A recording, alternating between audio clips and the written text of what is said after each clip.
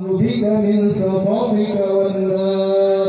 اللهم إنك عفو كريم حليم تحب العفو فاعف عنا يا كريم.